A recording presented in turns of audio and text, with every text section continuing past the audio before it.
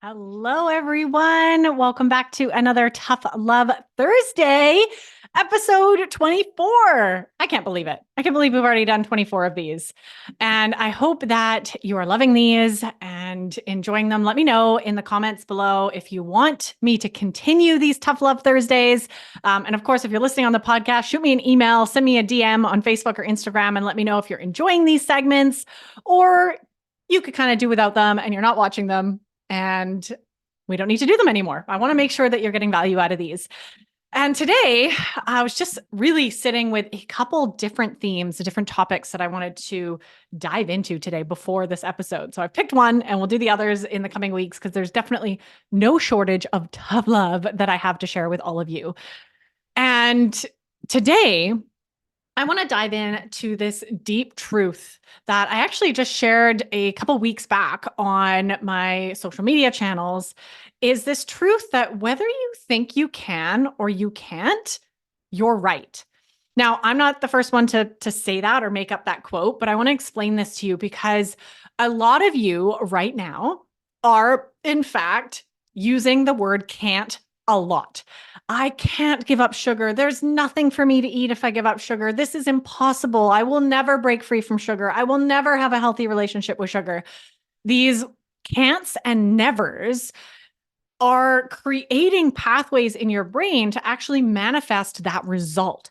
So for some of you who may be new to this train of thinking, we actually vibrationally attract and push away things in our life based off of what we are thinking, the thoughts that we have every day. And this is why practices such as gratitude or positive thinking, right, have become so prevalently talked about in the mindset space and the health space over the last decade, because we are understanding now more than ever that the energy that we put out into the world either attracts things that we want or pushes things away.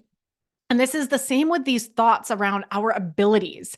So if we think we can do something, and I've actually played with this myself, when you are confidently saying, jumping over, I've done this before, like on the beach growing up, jumping between two logs, right? And if I confidently make that jump, I'm like, I got this. I can totally jump that. And I do it and I succeed. But as soon as the doubt comes into my brain of, oh, that's a big gap, I might fall and break my ankle, I probably can't make it, that's too scary, I'm way more likely to fumble. Right. And I would encourage all of you to even start thinking about examples in your life when that's happened, when you have thought you can't do something and therefore you weren't able to do it. And it can be little things like, running a certain way or jumping between a gap or, crafting something or, something that really affects your abilities. And what we've proven now is through muscle testing and different tools is that when we use words like can't and shouldn't and don't and like these really negative words, we actually weaken our body's muscles and we actually weaken our ability to accomplish that thing. So I want to lovingly call you out on this today because I know there are many of you listening to this that are using past experiences of your challenges with life or your traumas or your ups and downs with sugar as a reason to plant this seed of this toxic belief that you can't, that I can't ever overcome my sugar addiction. I will never be able to heal from my sugar addiction. And if that is what you're telling yourself on a daily basis, then that is the reality that you are going to live into. And you are going to manifest that. You are going to continue to have problems breaking free from sugar and actually creating the life you want. You are going to continue to quote unquote fail, right? Or not get the results that you want. And on the flip side, if you can use the power of your language and your subconscious thoughts and your brain to believe in yourself and to believe in the possibility and the reality that you are so powerful that you can do anything. You can accomplish anything. We have seen it. We've seen humans land on the moon, right? These are people who believe in possibilities, and you are no different than that. If you want to end up on the moon one day, you can with enough drive, right? And obviously getting the training that you need to go to space. But it's the same with sugar and your relationship with sugar. It is so possible. You are the only one standing in your way. And a big part of this is the negative can'ts that you're repeating to yourself every single day. So again, whether you think you can or you can't, you're right.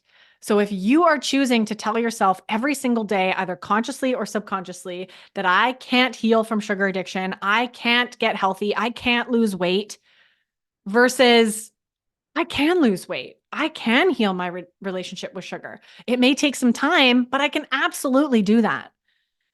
The energy that you are attracting and the results that you are going to attract into your life are going to be black and white. They're going to be complete opposite sides of the same coin. So the invitation for all of you here is to get curious about where this is showing up for you in your relationship with sugar, where this can't and can may be holding you back, right? Or maybe supporting you. There may be things that you are doing that you're like, yeah, I can start my own business or I can run a marathon, right? When we put our mind on something and we actually start to embody the energy of believing it. And this is sometimes the trickiest part because I know many of you, just like all my clients that I work with, have been on this roller coaster for decades and are really believe that it's impossible. But if you believed it was impossible, if you fully believed it was impossible, you would not be listening to this video. You wouldn't be in this group. You wouldn't be following this podcast. You wouldn't be trying anymore, right? If you knew that something was impossible, you're not going to put any effort and time into it. So the fact that you're listening to this means that there's a part of you that knows it's possible. And there's a part of you that knows you can do this. And it's that voice that you need to turn the volume up on. That's your higher self speaking through, knowing that you are powerful, knowing that you are capable with the right guidance, the right support, the right community, the right tools to actually overcome this beast, if we're specifically talking about sugar, right? And your challenges with food, right? Your food relationship, and ultimately your relationship with yourself. Healing is possible. And I don't want you to forget that. So that is why I wanted to share this with you today, because you have a choice now.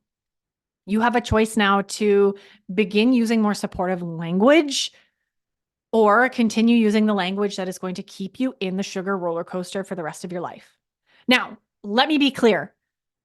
Deciding that you can do something is not the only thing you need to do in order to make it happen, right? This is one of the problems with the manifesting that exists out there in the world. A lot of people think, well, if I just meditate on it and I visualize it and I dream about it and I believe it, it will happen. We also need to combine this belief with aligned action. Aligned action and the steps that we need to do. So for example, with healing your relationship with sugar, it starts with believing that you can. And in the beginning, you might not believe it. And that's okay. Right? But over time, you start to build this sense of confidence, this sense of self, this understanding that, wow, I can actually do this. I can do this. If Danny can do it, if all these other women that Danny has worked with can do it, and all the other people that I see online doing it, that means you can do it too. It means it's not something that's impossible. So you get to choose. You get to choose what thoughts you feed on a daily basis, what thoughts you water. I actually just shared this really beautiful quote on Instagram the other day with this, like, what you water grows. And it was all somebody watering a bunch of different plants. And some of them said anxiety, depression, challenges, and one was love. And that was the one that was being watered. So it really is like what we, again, to sound cliche, like what we think about, we bring about. I love that saying. One of my mentors told me that. So what we put our thought and attention and vibrational energy on manifests. And then if we take the actionable steps, for example, with sugar being detoxing from sugar, learning to cook, these are things that actually take energy and action on your part.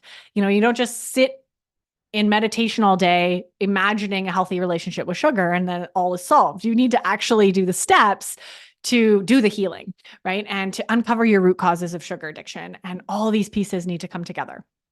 So this is your homework, is to begin gently and lovingly catching yourself when you are in the pattern of can't. And this isn't just with your relationship with sugar. This is all areas of your life, right? Oh, I can't ever find someone to love me, or I can't possibly start my own business, or I can't run a marathon.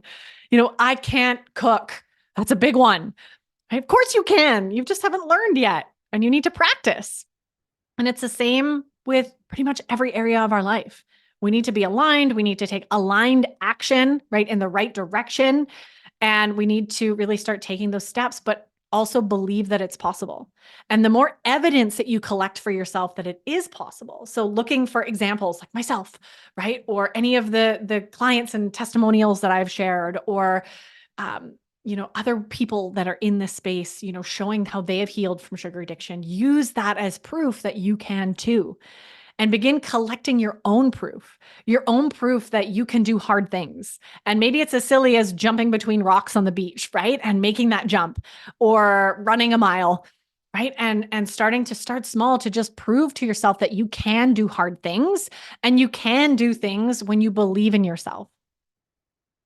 So I hope that this inspires you to start doing that, to start believing in your journey, to believing in your power, and knowing deep in your soul that you are capable of overcoming your dependency and your challenges and your roller coaster with food, with sugar, and ultimately healing the relationship with yourself. So thank you for tuning in. That's a wrap on another episode. I would love to hear in the comments below, if you're watching this in our Facebook group, let me know below, is this something you do? Do you pigeonhole yourself into the can't do this, can't do that? And most importantly, drop in the comments below, what is the one thing that you're going to do this week to shift out of this? Whether it's bringing awareness to it, jotting down in your journal every time you say can't, and maybe even implanting a new belief, a new belief that I can do this. I absolutely can do this. I want to hear those in the comments below. And thank you everyone for tuning into another episode. These are so much fun, and I can't wait to see you same time, same place next week.